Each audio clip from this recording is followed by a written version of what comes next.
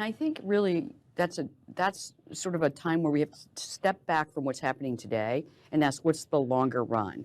And for that, if I may, I'll just talk about what we come into the pandemic with. And so prior to the pandemic, the principles we were dealing with is the neutral rate of interest when there are no shocks to the economy, everything's exactly where it should be, was very, very low. Labor force growth was very, very low. GDP growth potential was 2% or lower. And the inflation targets that all countries were facing or setting, we were going to be fighting them from below. Inflation was too low and we're pushing it up. So that's sort of the world we came in with.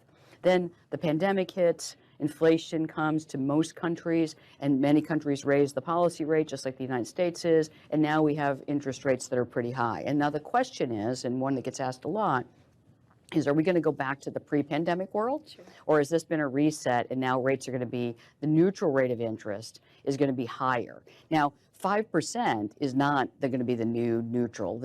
I mean, there's no evidence that that will be the new neutral. That's still the policy rate trying to fight back in high inflation. But you absolutely could see the nominal neutral rate was 2% inflation plus 0.5 real rate, 2.5.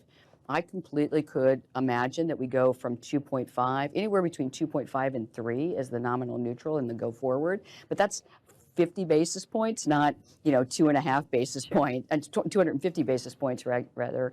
And so I think it's one of the lessons, I guess I'll say, Kyla, that I've taken from doing this job a long time, working as an economist and in the Fed, is that every single downturn I've ever been in and every single recovery I've ever been in, people have declared that the world has fundamentally changed and nothing will ever be the way it was before. And that has never proven to be true.